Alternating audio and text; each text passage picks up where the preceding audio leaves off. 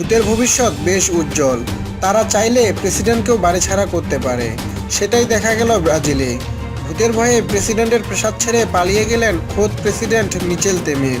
চাইলে হয়তো অন্য কোনো কারণ দেখাতে পারতেন, কিন্তু তিনি নিজেও মেনে নিয়েছেন অশরীরী কিছু একটা ঘোরাফেরা করে। শান্তিতে ঘুমাতে পারছিলাম না, ওখানে অশুভ শক্তি রয়েছে, তাই বাড়ি ছাড়তে হলো।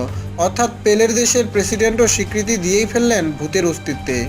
একা প্রেসিডেন্ট ভয় পেয়েছেন এমন নয়, তার স্ত্রী মার্সেলাও নাকি আরও বেশি ভয় পেয়েছেন। ওঝা এনে ঝাড়ফুঁকও করানো হয়েছিল প্রেসিডেন্টের প্রাসাদে, তারপরও নাকি ভূতের দল সেখানেই থেকে গিয়েছিল। সত্যিই তো, এত আরামে জীবন ছেড়ে ভূতেরাই বা যাবে কেন? কি ছিল না ব্রাজিলের প্রেসিডেন্টের প্রাসাদে? সুইমিং পুল থেকে ফুটবল মাঠ, গির্জা থেকে হাসপাতাল, বিলাস ও বিনোদনের আরও নানা আয়োজন। সেই বাড়ি ছেড়ে তারা উঠে গিয়েছেন তুলনায় অনেক ছোট একটা বাড়িতে। ফলাও করে সেই খবর ছাপা হয়েছে ব্রাজিলের একটি সংবাদপত্রে। রীতিমতো হাসাহাসি শুরু হয়ে গেছে প্রেসিডেন্টের এই কাণ্ডে।